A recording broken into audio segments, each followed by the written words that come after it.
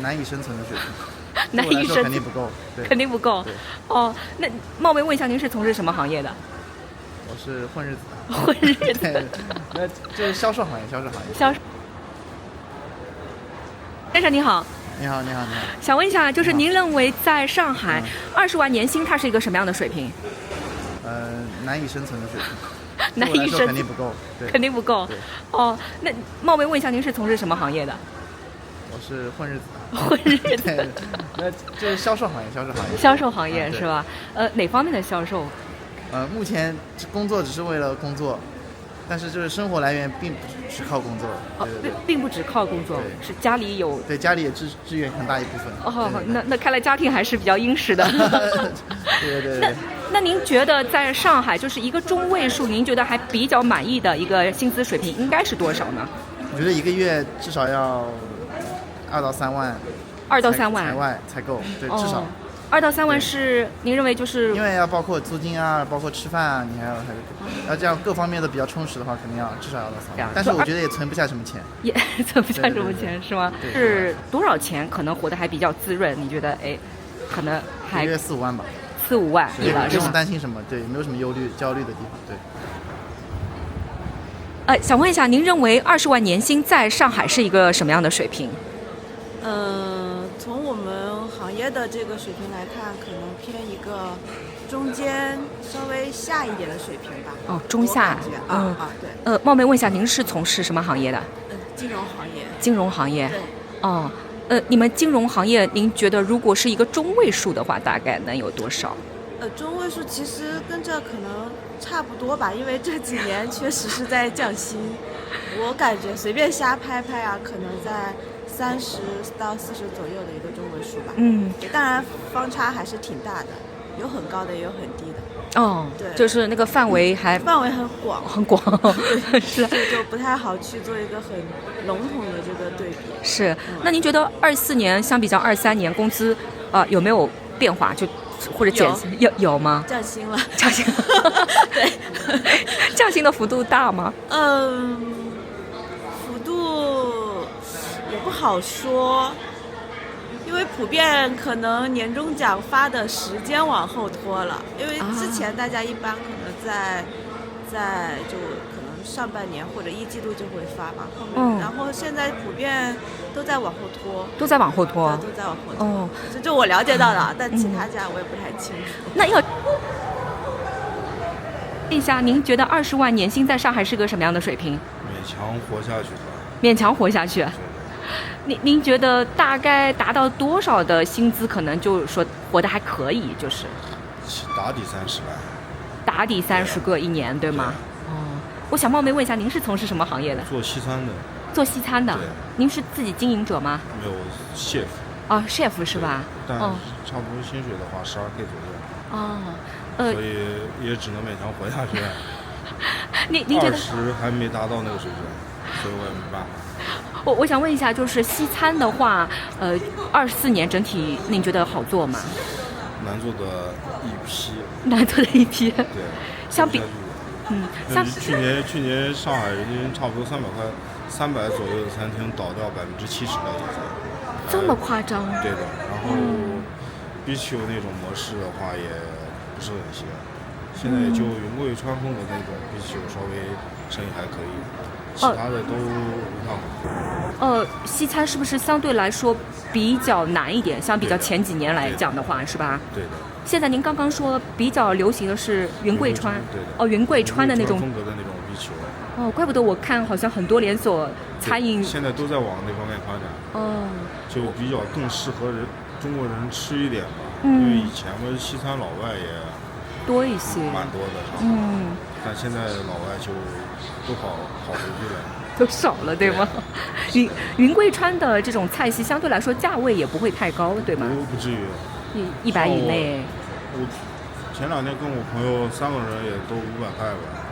500块3个人，不至于说100左右。那这样子的话，比吃西餐会便宜。差不多的，其实西餐也，就是中国人们对西餐概念可能还是感觉很高大上。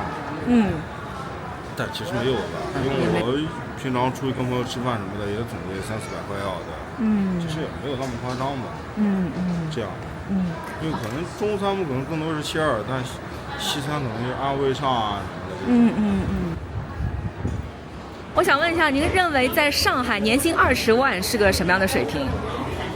就是中下层吧，感觉。中下层。对。您觉得中层是个什么样的人？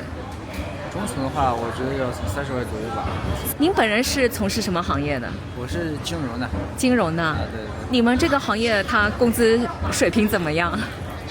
就都是销售嘛，就是你做的就是业绩高了，你的绩效就高了。如果说绩效低了，你就基本上底薪嘛。您从业大概多久了？我来上海3年多了。像前23年和24年的薪水相比，您的浮动大吗？有增长吗？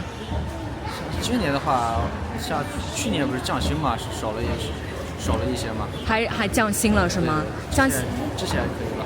降薪的幅度大吗？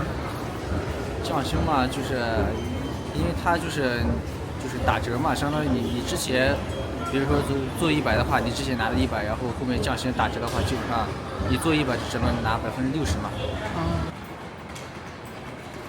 想问一下，您认为在上海20万年薪是个什么样的水平？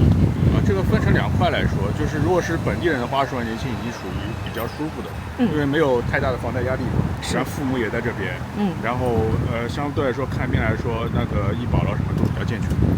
如果说是外地来上海务工的话，因为主要的就是你房贷压力，还有你本身外地的家里得照顾，所以说可能相对来说压力还是比较大的。您觉得像如果是外地的他来上海这边，您觉得他挣到多少钱，可能在上海过得比较体面？体面这一词要看个人的感受来说吧，因为你如果说，其实如果纯粹以数字上来说，你一个80平左右的住房，再加一辆车，这样的话，而且相对来说，平时生活的质量压力还不要太大，对吧？那么差不多要30万左右。30万。对，30万。就是最好建立在有一个房子，也有个代步车，然后再有这样一个收入，那就还不错了。你有自己的房子，相当于你落脚嘛，是吧？如果没有的话，你毕竟是租房，体感肯定是不一样的。对。想问一下，您认为在上海就是20万年薪啊，它是个什么样的水平？年薪20万？对，年薪20万。算是小康。小康。您觉得上中下？您觉得是中吧？中。想问一下，您是从事什么行业的？我是自由行业，就是上的是兼职吧。哪方面的嘛？就是活动兼职，就品牌方的一些协助。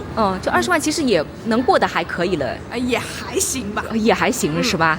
那你觉得在上海，如果我想要过得好一点，稍微体面一点，你大概觉得差不多年薪要多少还可以？也得要50万吧。要50万才能过得还比较体面是吗？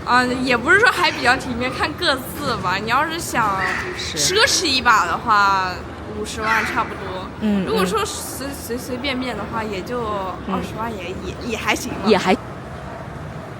想问一下，您认为20万年薪在上海是一个什么样的水平？20万年薪。对。